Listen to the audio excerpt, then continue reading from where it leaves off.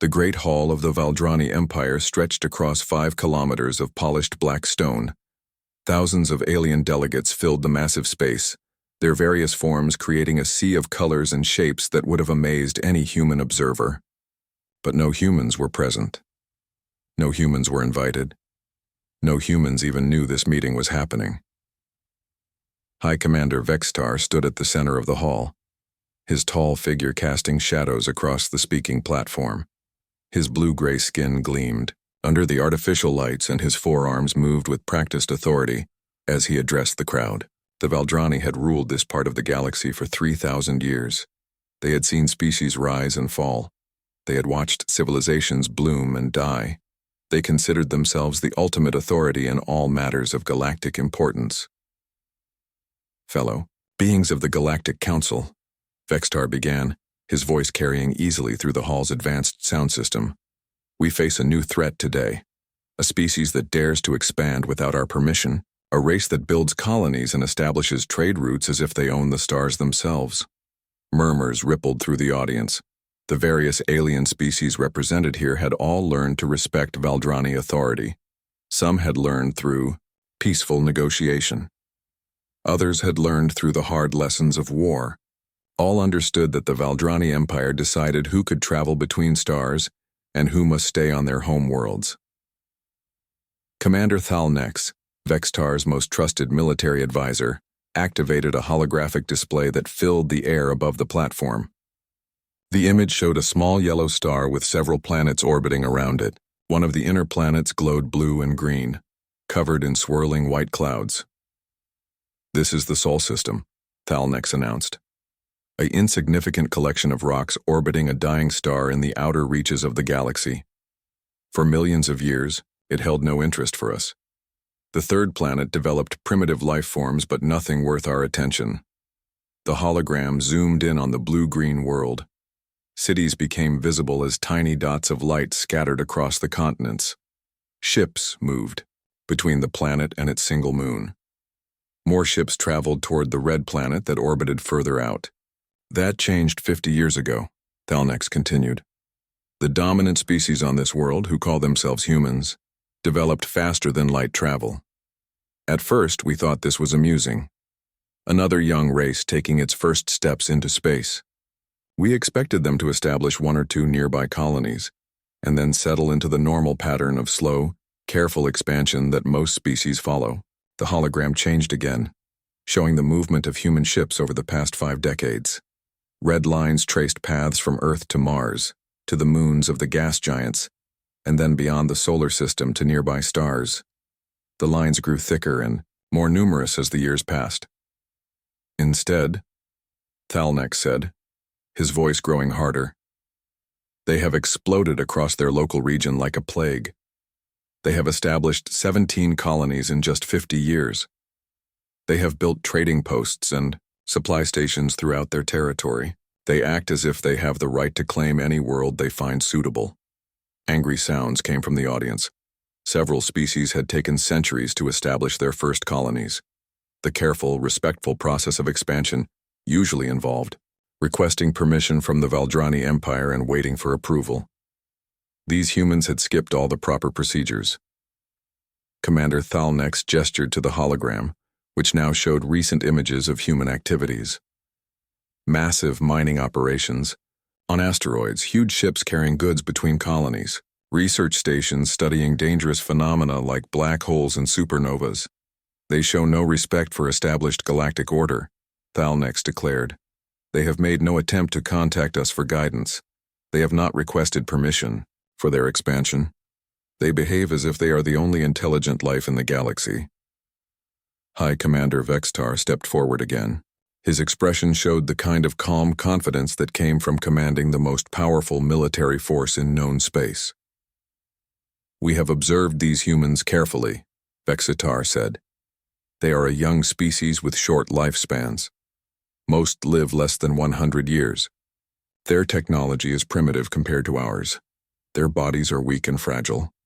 They require specific atmospheric conditions to survive and die easily from radiation or temperature changes. Vextar paused, letting his words sink in before continuing. Yet they spread through space as if they believe themselves to be our equals. This cannot be allowed to continue. If we permit one young species to ignore galactic law, others will follow their example. The order that has kept peace in our region for 3 millennia will collapse into chaos. The crowd's murmurs grew louder and more supportive. Many of the alien species present had their own memories of being corrected by Valdrani military forces when they stepped out of line. The idea that humans might be allowed to break the rules that everyone else followed was unacceptable. Commander Thalnex activated another display showing the strength of the Valdrani military. Hundreds of powerful warships appeared in the hologram, organized into fleets that could destroy entire star systems. "I propose immediate military action," Thalnex announced. "The Third Imperial Fleet contains 500 ships and can reach the human territory within 2 months. We will demand their immediate surrender and withdrawal to their home system. When they refuse, as they surely will, we will demonstrate the consequences of defying galactic order."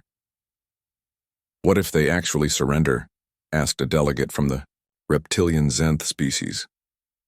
Thalnex made a sound that might have been laughter. "Impossible. Young species always believe they can fight against superior forces. They never understand their place until they are properly educated through defeat. The humans will resist and we will crush them quickly. Within 6 months they will be confined to their home world and forbidden from space travel for the next century." High Commander Vextar called for a formal vote. The results were exactly what everyone expected. Every species represented in the Galactic Council voted to authorize military action against humanity. The few delegates who might have preferred a diplomatic approach stayed silent, knowing that opposing the Valdrani Empire was dangerous for their own people. As the council session ended and delegates began filing out of the Great Hall, Vextar felt the satisfaction that came from maintaining proper order. Another young species would learn to respect the established way of things. The galaxy would remain peaceful under Valdrani guidance. Far across space, on a blue world orbiting a yellow star, the humans continued their daily lives with no idea that their fate had just been decided by creatures they had never met. But that was about to change very quickly. Captain Jiwoo stood on the bridge of Harmony Station, watching the edge of the solar system through the massive viewing windows. The defense platform had been humanity's furthest outpost for 20 years, monitoring deep space for asteroids and cosmic phenomena. Today it would serve a purpose no one had ever imagined when it was built. "Captain," called Lieutenant Young-ho from his communication station, "we're getting something strange on long-range sensors, multiple objects approaching from the direction of Alpha Centauri."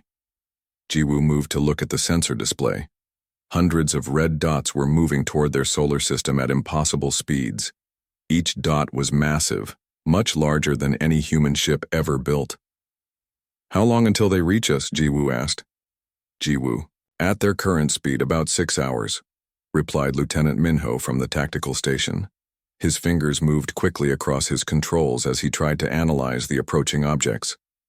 "Captain, these aren't natural phenomena. These are ships. Big ones." The bridge fell silent except for the quiet hum of electronic systems. Every person present understood what this meant. Humanity had always wondered if they were alone in the universe. Today, they had their answer. They were not alone, and their new neighbors were coming in force. Lieutenant Young-ho looked up from his console with excitement and worry mixed on his face. "Captain, I'm receiving a transmission. It's on multiple frequencies and contains mathematical sequences. This is definitely from an intelligent species." "Put it through the translation." "Computers," Jiwoo ordered, "and send word to Earth immediately. Tell them we have first contact with alien life." Specialist Nari, the station's chief engineer, was already working at her station. "I'm recording everything and backing up all data to secure storage. If something goes wrong, Earth needs to know what happened here." The main screen flickered and alien symbols appeared, followed by rough computer translations. The message was being broadcast in 17 different languages, none of them human. The translation program struggled with the alien concepts, producing broken and confusing text. "Inferior species of System Sol 3, the translated message began. You have violated galactic law through unauthorized expansion and colonization. The Valdrani Empire demands immediate surrender. Return all populations to your origin world. Submit to Imperial authority. Resistance will result in total elimination. Captain Jiwoo stared at the message, reading it several times to make sure she understood correctly. Humanity's first contact with alien life was not a friendly greeting or an offer of peaceful cooperation. It was a demand for surrender from an empire they had never heard of. "Sir," Lieutenant Minho said quietly, "they're not asking for negotiations. They're giving us orders." "I can see that," Jiwoo replied. "Young-ho, can we send a response?" "Yes, Captain. The signal is strong enough for two-way communication." Jiwoo thought carefully about her words.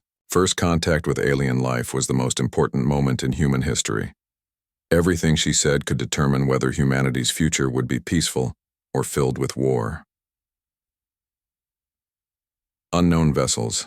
"This is Captain Jiwoo of the United Earth Defense Force," she began. "We welcome contact with your species.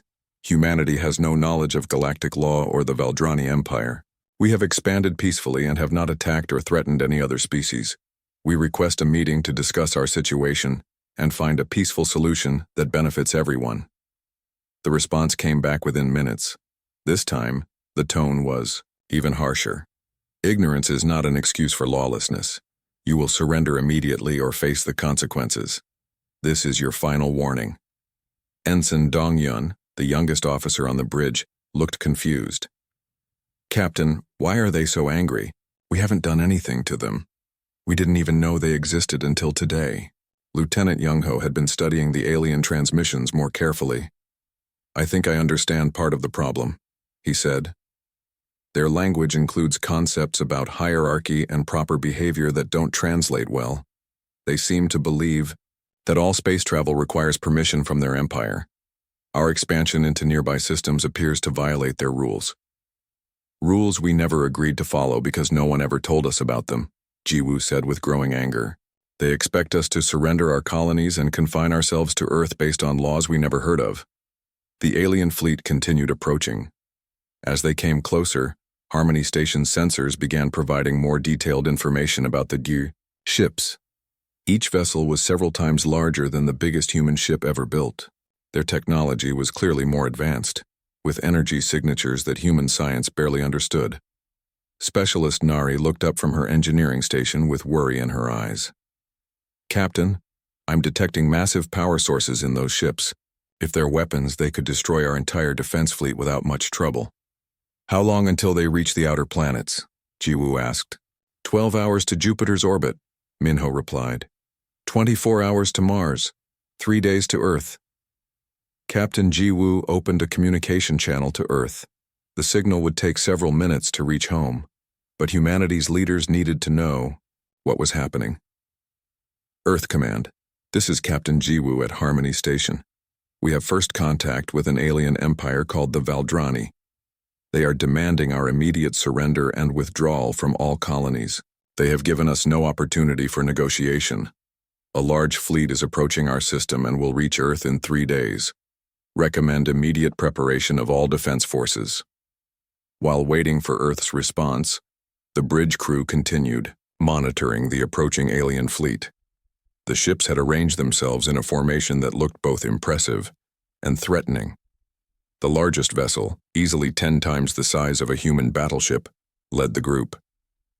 Lieutenant Young-ho suddenly looked up with alarm. "Captain, we have a problem.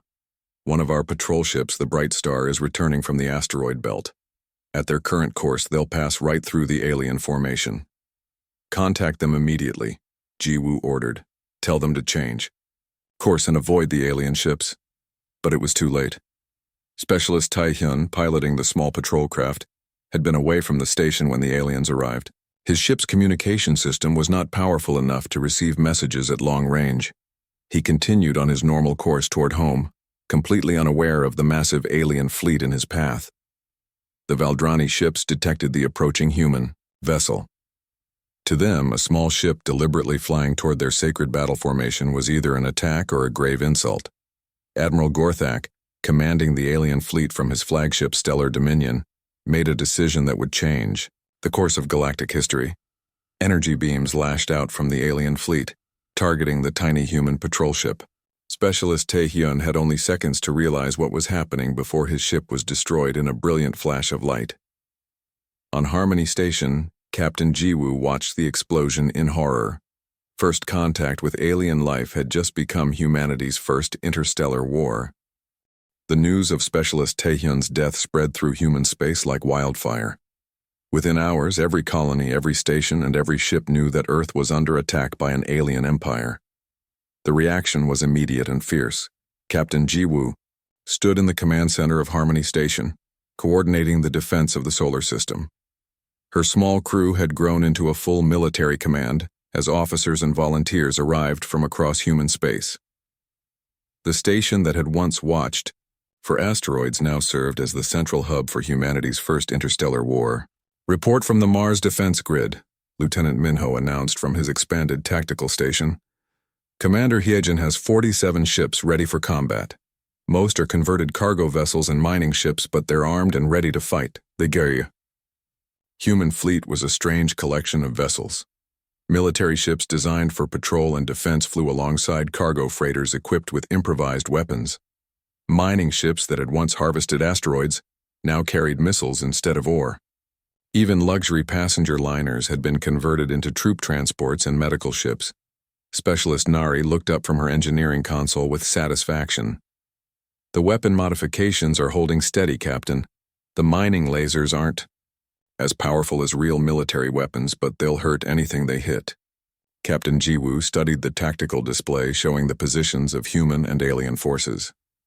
The Valdrani fleet had advanced past Jupiter and was approaching the asteroid belt.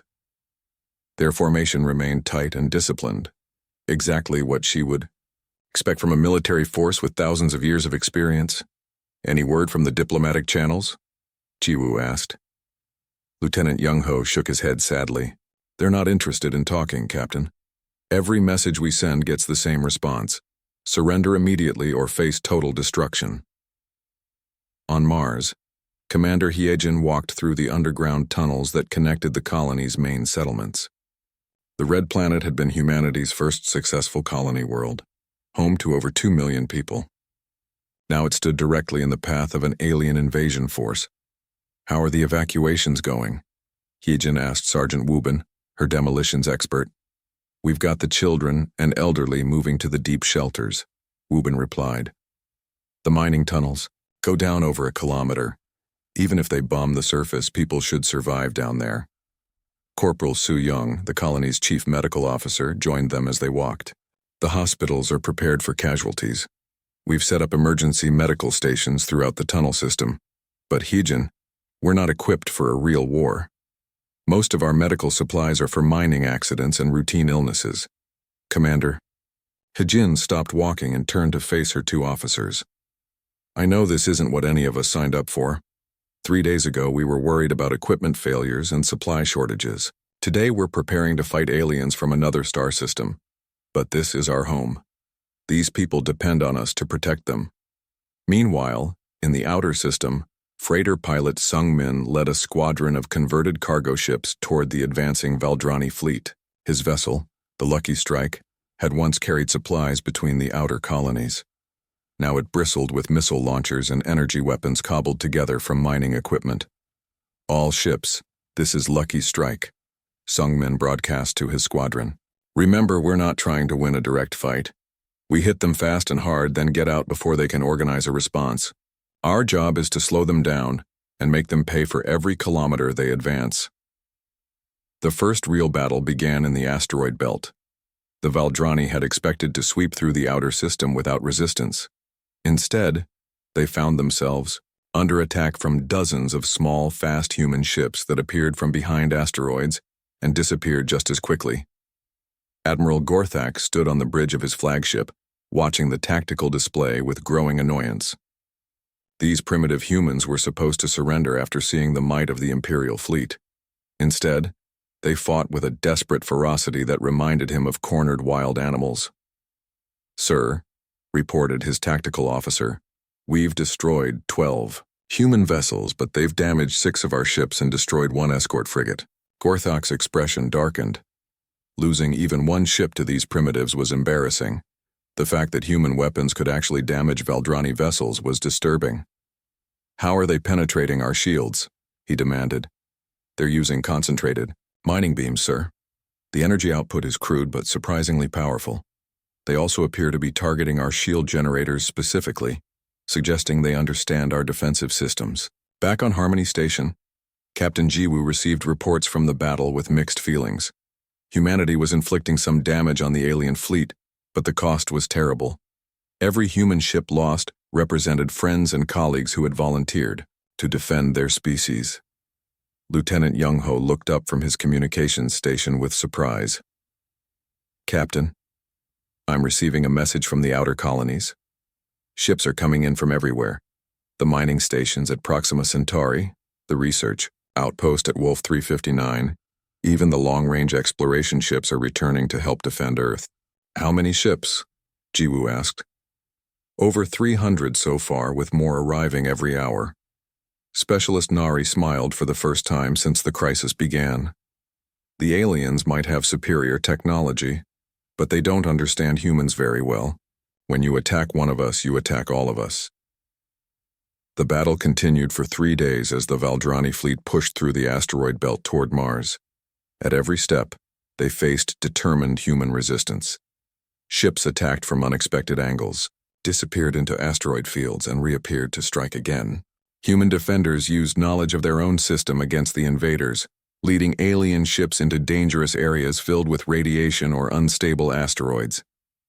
Commander Heejin prepared Mars for siege as the alien fleet approached the Red Planet. The surface installations had been evacuated or converted into fortress positions. Mining equipment had been turned into weapons. Even the atmosphere processors had been rigged to explode if the aliens tried to use them. "Sir," Sergeant Wubin reported, "all charges are in place. If we have to abandon the surface, we can make sure they don't get anything useful." Admiral Gorthak studied the approaching planet with growing respect for human determination. His intelligence officers had assured him that this species would surrender quickly when faced with superior force. Instead, they seemed to grow more dangerous with every defeat. "Prepare for orbital bombardment," he ordered. "These humans need to learn the cost of defying the Valdrani Empire." But as his ships moved into attack position around Mars, Admiral Gorthak noticed something troubling on his sensors.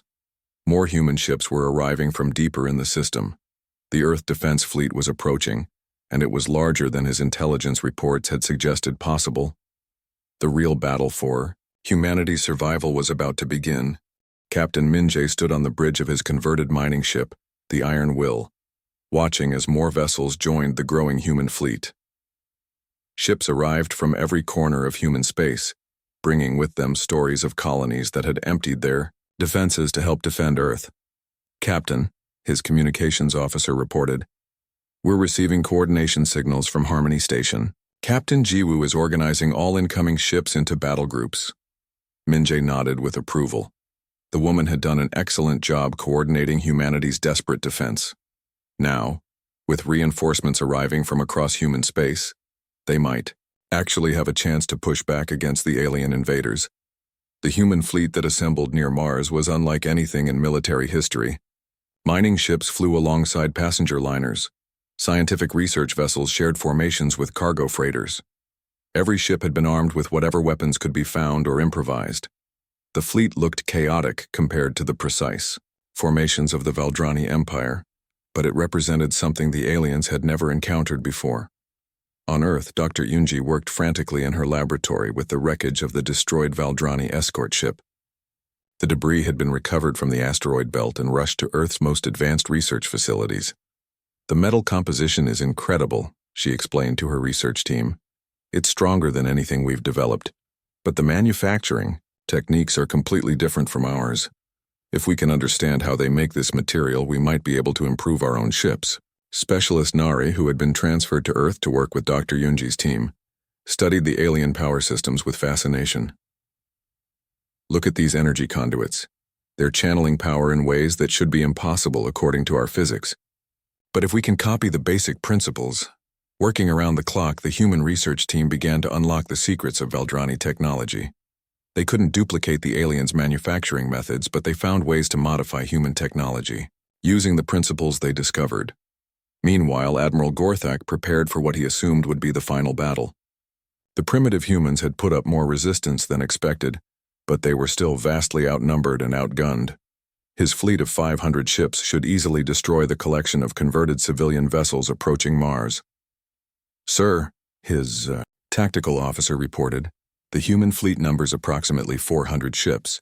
However, most appear to be civilian vessels with improvised weapons. Our sensors detect numerous structural weaknesses."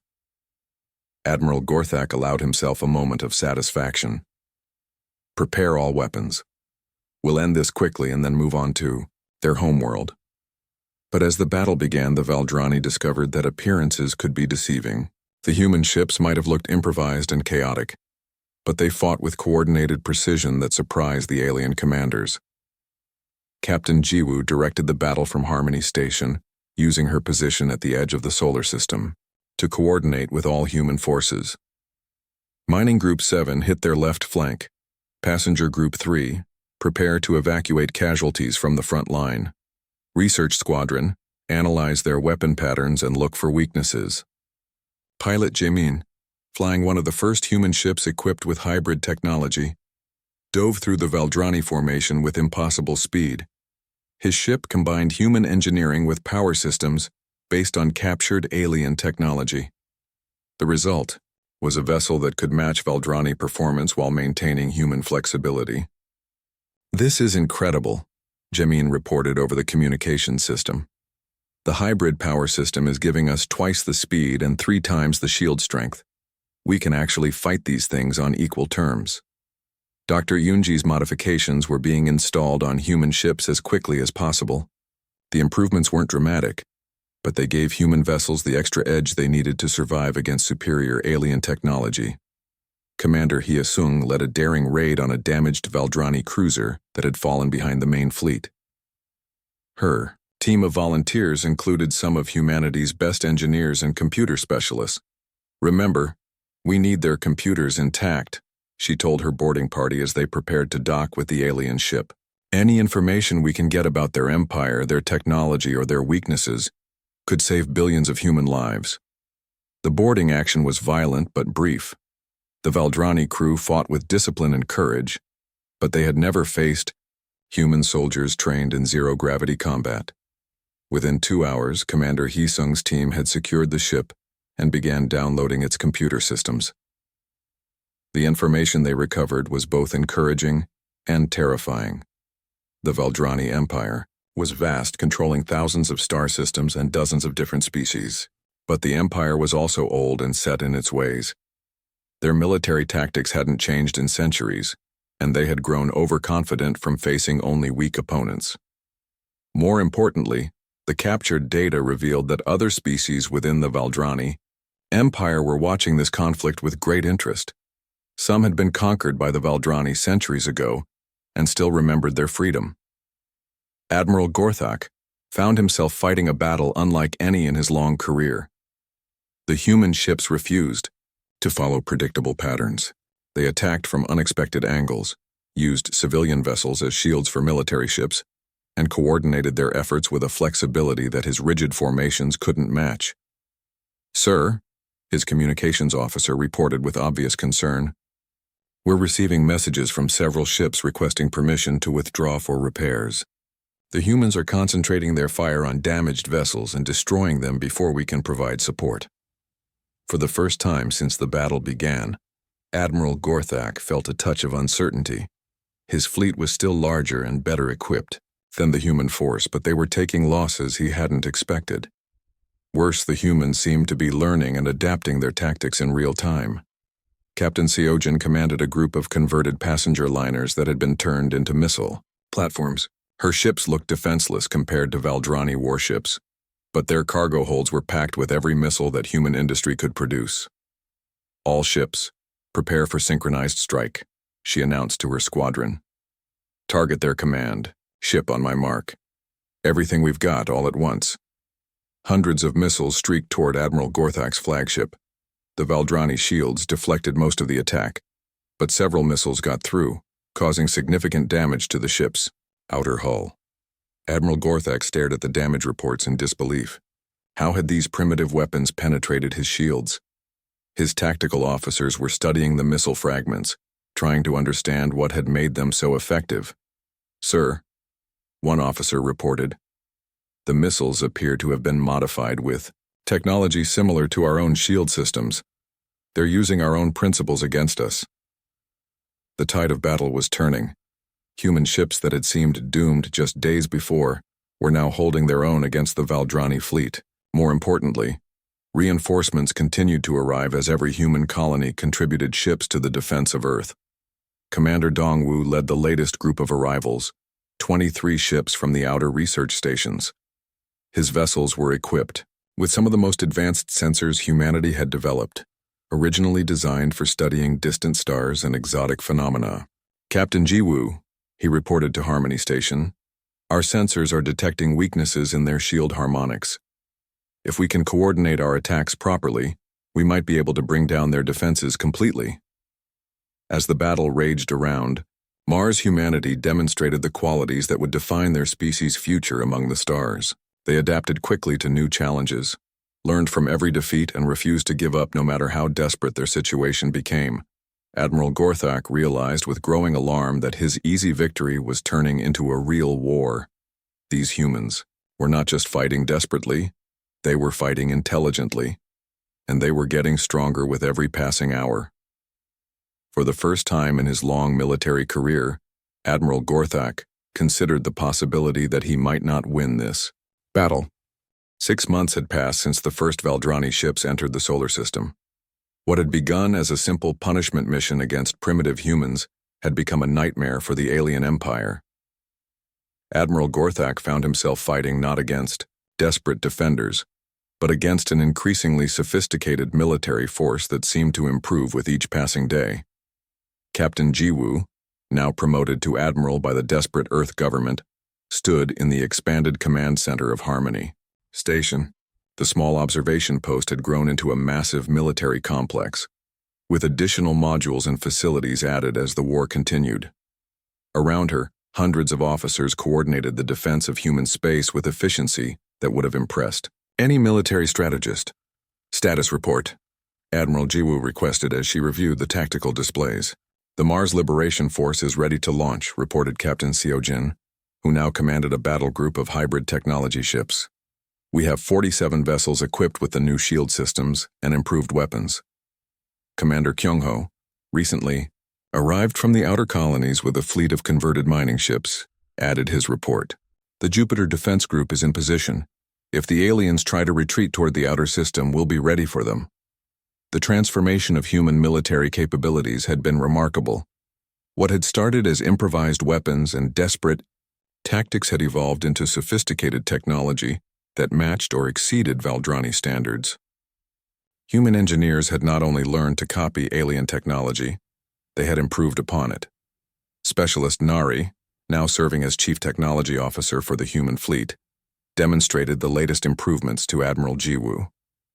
"The new power systems are 60% more efficient than the original Valdrani designs.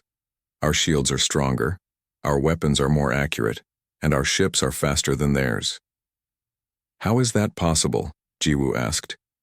"Human manufacturing techniques," Nari explained. With pride, the Valdrani have been using the same methods for thousands of years. They work, but they're not efficient. We've combined their principles with our manufacturing technology to create something better. On Mars, the liberation had already begun. Field Marshal Harim led ground forces in a coordinated assault on Valdrani occupation forces. The aliens had controlled the planet's major cities for months, but their grip was weakening as human resistance grew stronger and better equipped. 3rd Battalion, move on the communications center, Harim ordered through his secure communication system. 5th Battalion, take the spaceport. Remember, we want those ships intact if possible. The Valdrani ground forces fought with their usual discipline, but they were facing human soldiers who knew every tunnel, every building, and every hiding place on Mars. The planet that had once been humanity's first colony was becoming the Valdrani Empire's first major defeat. In space, above Mars, Admiral Dongwu commanded the orbital assault fleet. His ships, once used for deep space exploration, now carried weapons powerful enough to challenge Valdrani cruisers. Enemy flagship is moving to support their ground forces, reported his tactical officer. Should we intercept? Negative, Dongwu replied. Let them commit to the planet. Once they're in low orbit, they'll be trapped between our fleet and the surface defense systems. The battle for Mars demonstrated how completely the situation had changed. 6 months earlier, human forces had barely been able to damage Valdrani ships. Now they were systematically destroying enemy vessels and capturing others intact. Admiral Gorthak received the devastating news in his command center aboard the Stellar Dominion. Sir, the Mars garrison has fallen. We've lost contact with all ground forces and 17 ships. The news was impossible to accept. The Valdrani Empire had not lost a major battle in over 1,000 years. The idea that primitive humans could defeat trained Imperial forces was beyond comprehension. How many ships do we have left? Gorthak asked quietly. 237 operational vessels, sir. We've lost over half our original force. Hi. Commander Vexitar's response to the Mars disaster was swift and desperate. He dispatched the 1st Imperial Fleet, the pride of the Valdrani Empire, to reinforce Admiral Gorthak. The massive fleet included the Empire's most powerful ships and their most experienced crews. But the reinforcements brought with them news that shocked Admiral Gorthak to his core. Other species throughout the Valdrani Empire were beginning to rebel.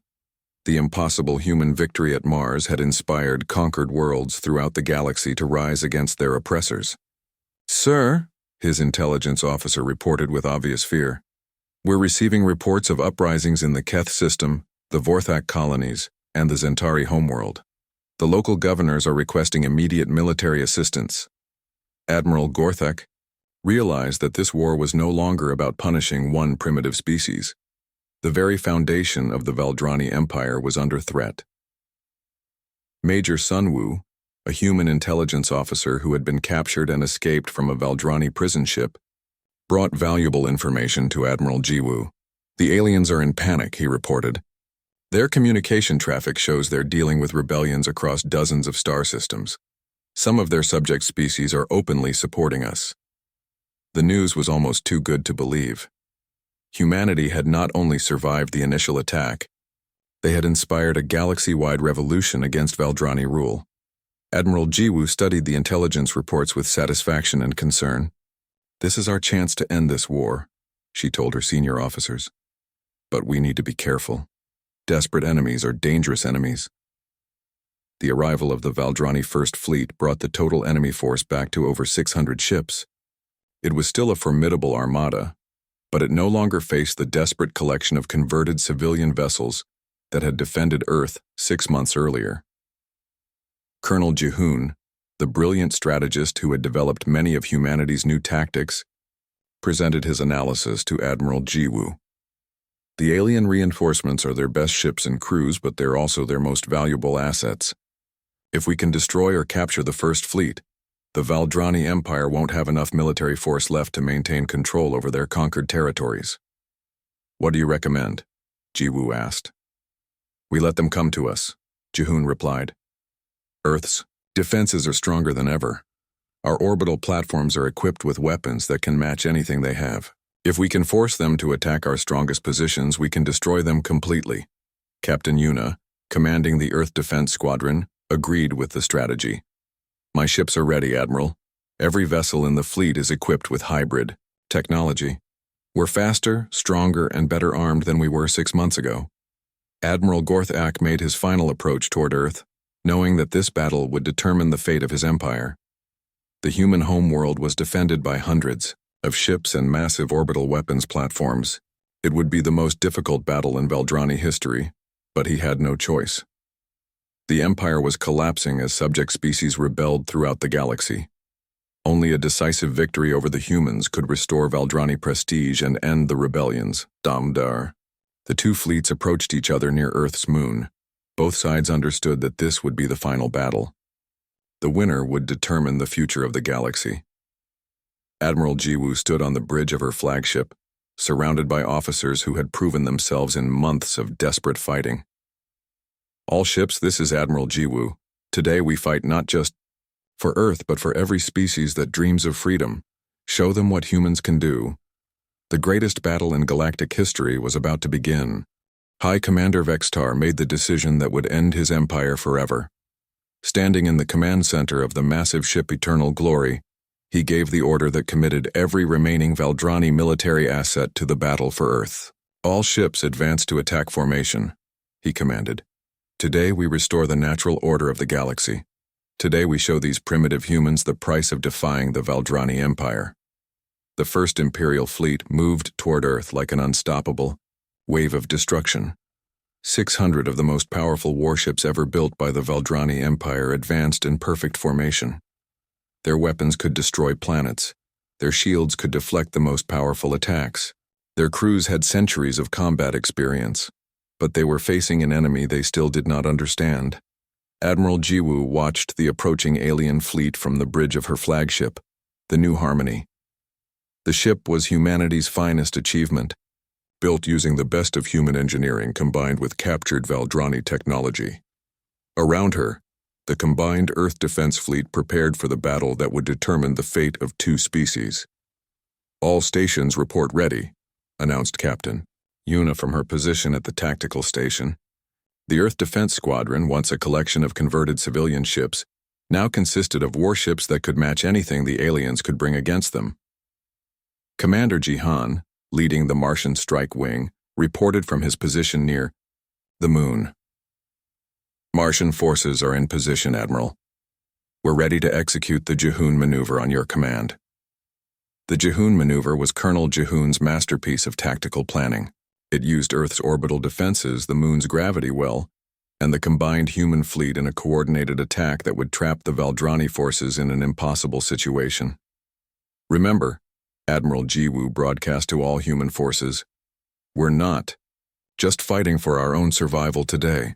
We're fighting for every species that the Valdrani Empire has conquered over the past 3,000 years. Today we end their reign of terror. The battle began as the Valdrani fleet entered Earth's orbital space. High Commander Vextar had expected the humans to meet his forces in open space, where superior Valdrani numbers and firepower would ensure victory. Instead, the human fleet remained close to Earth, using the planet's orbital defenses as support. Sir, reported the Valdrani tactical officer, the humans are not advancing to meet us. They're maintaining defensive positions around their planet. Vextar smiled with confidence. They're afraid to face us in open battle. Very well, we'll destroy their orbital defenses and then bombard their planet into submission. But as the Valdrani fleet moved closer to Earth, they discovered that the planet's defenses were far stronger than their intelligence had suggested. Massive weapons platforms, hidden among what appeared to be civilian orbital stations, opened fire with energy beams that rivaled the output of capital ships. Impossible, Vextar muttered as he watched his leading ships take heavy damage from the orbital defenses. How do they have such powerful weapons? The answer was simple, but devastating. Humanity had spent 6 months learning from every piece of Valdrani technology they could capture. They had not only copied alien weapon systems, they had improved them. The orbital defense platforms around Earth now mounted weapons more powerful than anything in the Valdrani arsenal. Admiral Gorthak, commanding the fleet's tactical operations, found himself fighting a battle that defied all his training. The humans were not following predictable patterns. Their ships moved in coordinated groups that attacked from multiple angles simultaneously. Their weapons seemed to target Valdrani weak points with impossible accuracy. Sir, his communications officer reported with panic in his voice, we're receiving surrender demands from the humans. The message from Admiral Jiwoo was broadcast on all frequencies, translated into perfect Valdrani language. Valdrani fleet, you are surrounded and outnumbered. Your empire is collapsing as your subject species rebel across the galaxy. Surrender, now, and we will treat you with the mercy you denied us. High Commander Vextar's response was immediate and furious. Never. The Valdrani Empire has ruled this galaxy for 3,000 years. We will not surrender to primitive humans. But even as he spoke, Vextar could see that the battle was not going as planned. Human ships were systematically destroying Valdrani vessels with tactics and weapons that should not have existed. Worse, some of his own ships were being captured intact, their crews taken prisoner before they could fight to the death, as honor demanded. The tide turned completely when Commander Jihan led the Martian strike wing in a coordinated assault on the Valdrani command ship. Using the moon's gravity to accelerate their approach, the human ship struck the Eternal Glory with concentrated firepower that overwhelmed even its massive shields. Direct hit on their command center, Jihan reported. The enemy flagship is losing power. High Commander Vextar found himself trapped aboard a crippled ship, surrounded by human vessels that had somehow become superior to his own. The impossible had happened. The primitive species that his empire had planned to easily conquer had not only defeated him, they had captured the most sacred vessel in the Valdrani fleet. Admiral Jiwu led the boarding party that secured the Eternal Glory. Walking through the corridors of the alien command ship, she marveled at the advanced technology that had once seemed so intimidating. Now it looked primitive compared to the hybrid systems that humanity had developed. High Commander Vexitar was brought before Admiral Jiwu in what had once been his own command center. The proud alien leader who had ordered the attack on humanity now stood as a prisoner aboard his own flagship. "Your empire is finished," Admiral Jiwu told him calmly. "Your subject species are rebelling throughout the galaxy. Your military forces have been destroyed or captured. The age of Valdrani rule is over." Vextar stared at the human admiral with a mixture of rage and disbelief. How is this possible? We had superior technology, superior numbers, superior experience. How did primitives like you defeat an empire that has ruled for 3 millennia? Admiral Jiwu considered the question carefully before answering. You made several mistakes, but the biggest was assuming that we would remain the same primitive species you first encountered. Humans adapt. We learn from our failures. We grow stronger under pressure. And most importantly, we never fight alone. If, to prove her point, communication signals began arriving from across the galaxy. Former Valdrani subjects were announcing their independence and requesting alliance with humanity. The Keth Republic offered to share their advanced medical technology. The Vorthak Federation proposed joint defense agreements. The Zentari Confederation requested human assistance in establishing their own government. Within months, the Valdrani Empire had completely collapsed. 3,000 years of authoritarian rule ended not with a gradual decline, but with a sudden revolution inspired by humanity's impossible victory. High Commander Vextar, now serving as an advisor to the newly formed Terran Federation, often reflected on the mistakes that had doomed his empire. In comfortable captivity on Earth, he helped human diplomats understand the complex politics of the galaxy they now found themselves leading. "We never understood what humans really were," he admitted to Admiral Jiwu during one of their regular meetings. "We saw short lifespans and fragile bodies and assumed you were weak. We saw your chaotic society and assumed you were disorganized. We saw your rapid expansion and assumed you were reckless. What do you see now?" Jiwu asked. Vextar was quiet for a long moment before answering. "I see a species that turns every challenge into an opportunity to become stronger. You don't just survive adversity, you use it to grow. Your short lifespans make you cherish life more, not less.